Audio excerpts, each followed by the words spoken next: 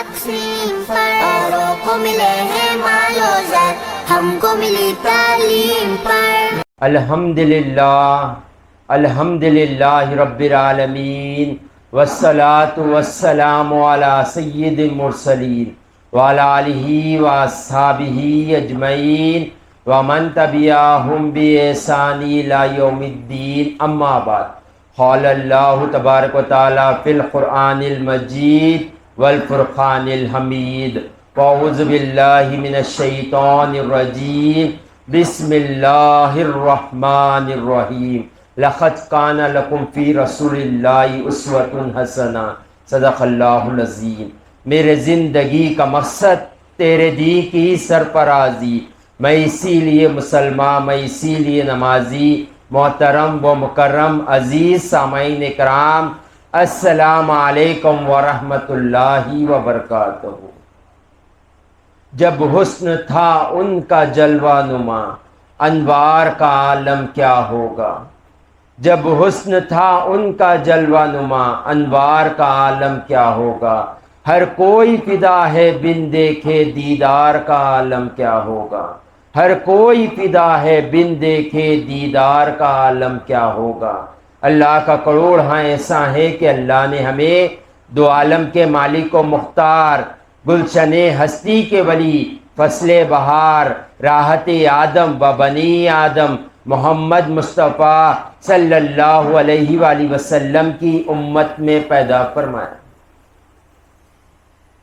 یہاں پر روزانہ ایک دین کی بات بتائی جاتی ہے۔ پچھلے کم و بیش 3 سال سے انشاءاللہ ہم نے یہ سوچا کہ ہفتے میں 2 بار، پیر کے روز اور چاشمبے کے روز، حضور پاک صلی اللہ علیہ وآلہ وسلم کے سیرت کے اخلاق کے واقعات، حضور پاک صلی اللہ علیہ وسلم کے تعلیمات کے واقعات بتا سکے، تاکہ لوگ سمجھ سکے کہ حضور پاک صلی اللہ علیہ وآلہ وسلم کی شخصیت کیا تھی۔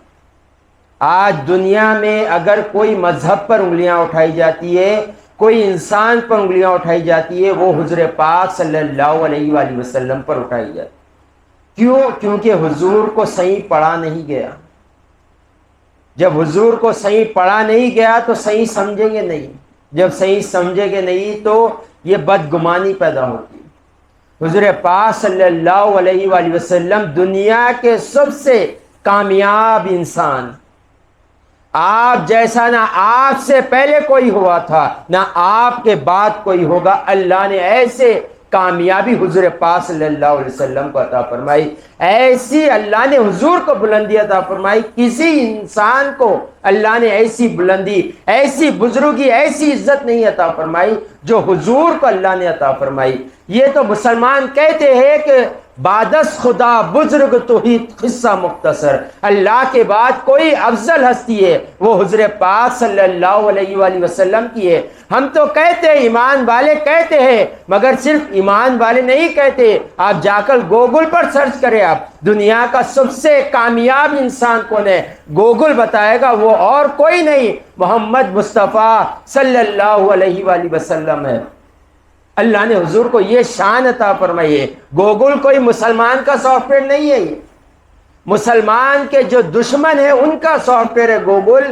جو گوگل خود کہتا ہے دنیا کا سب سے کامیاب انسان وہ حضور پاک صلی اللہ علیہ وآلہ وسلم۔ اور ان کے فالوورز آج کیوں ناکام ہو رہے ہیں؟ کیونکہ ہم ان کی سیرت نہیں پڑھے، ان کے عمل کو ہم نہیں اپنا رہے، اس لیے ہم رسوا ہو رہے۔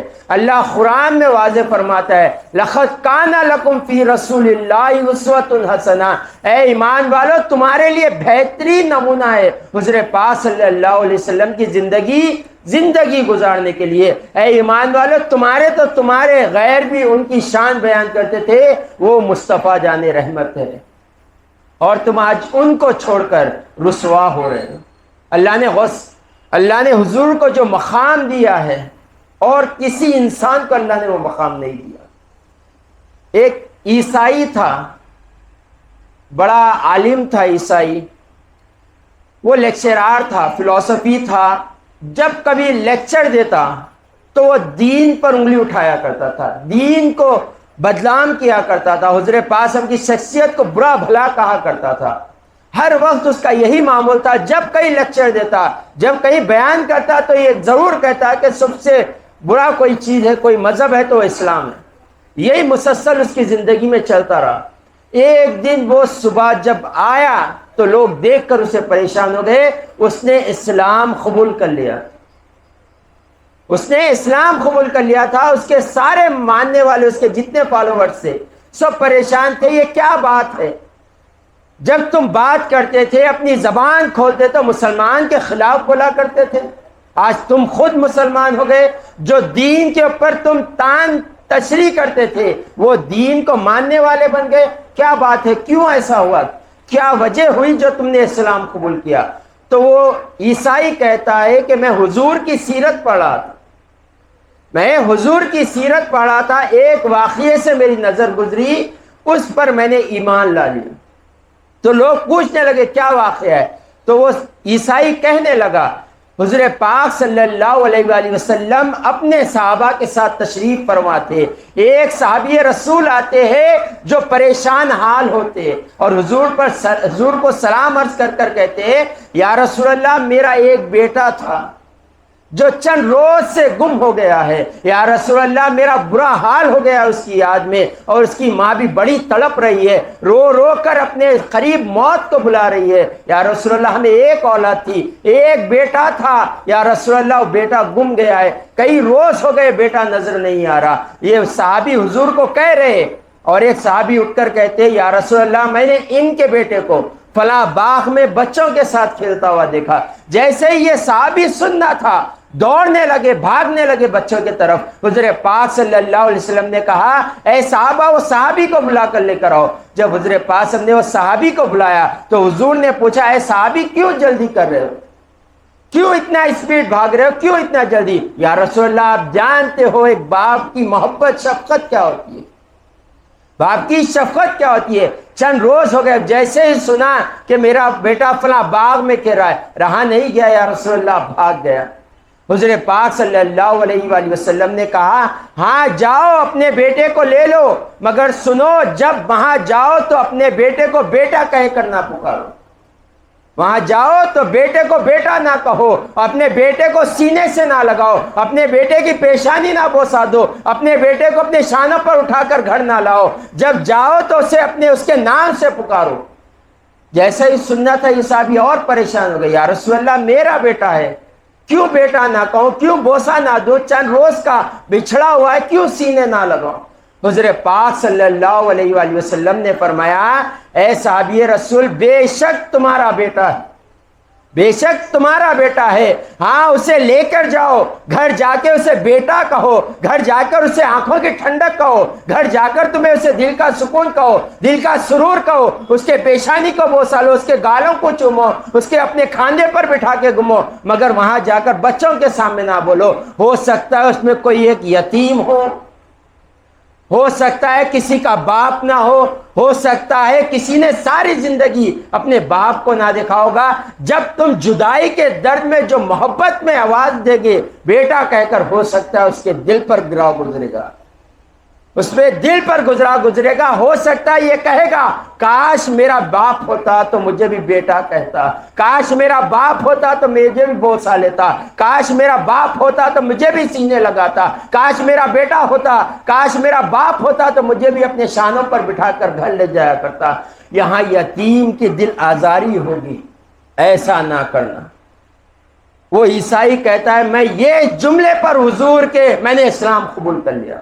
جو اسلام یتیم کے دل کو توڑنے سے منع کر سکتا ہے، یتیم کے دل کو دکانے کو منع کر سکتا ہے، وہ اسلام کسی مذہب پر انگلی اٹھانے پر کیسے گوارا کر سکتا ہے؟ وہ اسلام جو کسی کا دل نہیں توڑ سکتا، وہ اسلام کسی کا گھر کیا توڑے گا؟ وہ اسلام جو ایک دوسرے سے ملنے کی محبت کی تعلیم دیتا ہے، وہ ایک دوسرے کا قتل کیسے کرے گا؟ یہ سوچ کر میں نے اسلام قبول کر لیا. یہ ہے حضور پاک صلی اللہ علیہ وآلہ وسلم کے تعلیمات. ایسی شان حضور پاک صلی اللہ علیہ وسلم کو اللہ نے عطا کی. صرف آپ کے جملوں پر غور کرنے سے لوگ اسلام قبول کرتے ہیں. اللہ نے یہ شان حضور پاک صلی اللہ علیہ وآلہ وسلم کو عطا کی. اللہ نے ایسے ایسے انعامات سے حضور کو نوازا، علم سے، حکمت سے، ایسی آپ کی دانش مندی کی باتیں ہوا کرتی تھی، آج لوگ جس پر سرچ کرتے ہیں وہ حضرت پاک صلی اللہ علیہ وسلم کے اقوال ہے۔ تو ہمیں غور کرنا ہے کہ حضرت پاک صلی اللہ علیہ وسلم کی سیرت کیا تھی، اور آج چند لوگ اٹھ کر بھوکتے ہیں تو کچھ فائدہ نہیں ہوتا، کیونکہ حضرت پاک صلی اللہ علیہ وسلم ان کی شان اللہ نے سورج کے سر کی بلند رکھی۔ کوئی سورج کے طرف پلٹ کر منہ کر کر تھوکتا ہے تو سورج پر تھوک نہیں جاتا، خود منہ پر گرتا ہے۔ تو اللہ نے حضور کو یہ شان عطا فرمائی۔ دیکھیں حضرت پاک صلی اللہ علیہ وسلم نے کب کہا، کم و پیش 1500 سال پہلے کہا کہ تم لوگوں کا دل نہ دکھاؤ، کسی کے دل آزاری کا سبب نہ بنو۔ اور آج ہمارے معاشرے میں غور کرنے کی ضرورت ہے، ہمارے اسٹوریز پر غور کرنے کی ضرورت ہے، ہمارے ریلز پر غور کرنے کی ضرورت ہے، ہمارے فیڈز پر غور کرنے کی ضرورت ہے۔ ہم اپنے خواہشات کو تو لوگوں کے سامنے ظاہر کر دیتے ہیں، ہم اپنی لگژری لائف کی اپنی ریلز بنا کر تو شیئر کر دیتے ہیں۔ ہو سکتا ہے کوئی غریب دیکھ لے، ہو سکتا ہے کوئی مسکین دیکھ لے اور خواہش کرے کاش میرا باپ امیر ہوتا تو میں بھی یہ گاڑی لیتا، کاش میرا باپ پیسے والا ہوتا تو یہ ہوٹل میں جا کر میں کھاتا، کاش میرا باپ مالدار ہوتا تو میں یہ لباس پہنتا۔ یہ نہیں کہا کہ گناہ گار ہے، یہ نہیں کہا جا رہا ہے کہ کرنا گناہ ہے۔ ہمارا اسلام، ہمارا دین وہ تعلیم دیتا ہے، گناہ اور نیکی سے افضل تعلیم ہمیں عطا کرتا ہے۔ تم گناہ نہیں کرے ہو مگر کسی کے دل آزاری کا بھی سبب نہ بنو۔ ہو سکتا ہے وہ اللہ کی بارگاہ میں شکایت کر بیٹھے، ہو سکتا ہے اللہ کی ذات سے مایوس ہو جائیں، تم سبب نہ بنو۔ جو اسلام لوگوں کے دل آزاری کے سبب سے منع کرتا ہے، وہ اسلام کسی کو برا بھلا کہنا کیسا پسند کرتا ہے؟ تو ہم غور کریں، حضرت پاک صلی اللہ علیہ وسلم پر جو انگلیاں اٹھائی جا رہی ہے وہ ہماری وجہ سے، کیونکہ ہم نے حضور کے تعلیمات کو چھوڑ دیا۔ لوگ سمجھے کہ حضرت پاک صلی اللہ علیہ وسلم کی ان کے پاس کوئی قدر نہیں ہے، آج اس لیے حضرت پاک صلی اللہ علیہ وسلم کی شان میں بے ادبی، گستاخی کی جا رہی ہے۔ حضرت پاک صلی اللہ علیہ وسلم ہمیں اپنی جان، اپنی مال، اپنی اولاد، اپنے ماں باپ، ہر شے سے زیادہ حضرت پاک صلی اللہ علیہ وسلم ہمیں عزیز ہے۔ تو ہمیں غور کرنا ہے کہ ہم اپنی زندگی کیسے گزاریں، کامیابی دنیا کی ہو یا آخرت کی، حضرت پاک صلی اللہ علیہ وسلم کے نقش قدم پر قدم جماؤ، اللہ تمہیں کامیاب کرے گا۔ اللہ واضح فرماتا ہے لَقَدْ كَانَ لَكُمْ فِي رَسُولِ اللَّهِ أُسْوَةٌ حَسَنَةٌ، تمہارے لیے بہترین نمونہ ہے زندگی گزارنے کے لیے نبی کریم صلی اللہ علیہ وسلم کی زندگی۔ اور ایک مقام پر کہتا ہے قُلْ إِن كُنتُمْ تُحِبُّونَ اللَّهَ فَاتَّبِعُونِي يُحْبِبْكُمُ اللَّهُ، اے محبوب آپ فرما دو تم میرے پیروکار ہو جاؤ، میرے فرما بردار ہو جاؤ، اللہ تم سے محبت کرے۔ تو ہمیں غور کرنا ہے ہم اپنی زندگی کیسے گزاریں۔ زندگی مختصر سی ہے، اللہ راضی ہو جائے بس یہی کمال ہے، اور زندگی مختصر سی ہے اور سب سے زیادہ جلدی راضی ہونے والا ہمارا پاک پروردگار ہے۔ حضور کو اپنا منا لے، اللہ تمہیں اپنا بنا لے گا۔ وآخر دعوانا الحمدللہ رب العالمین۔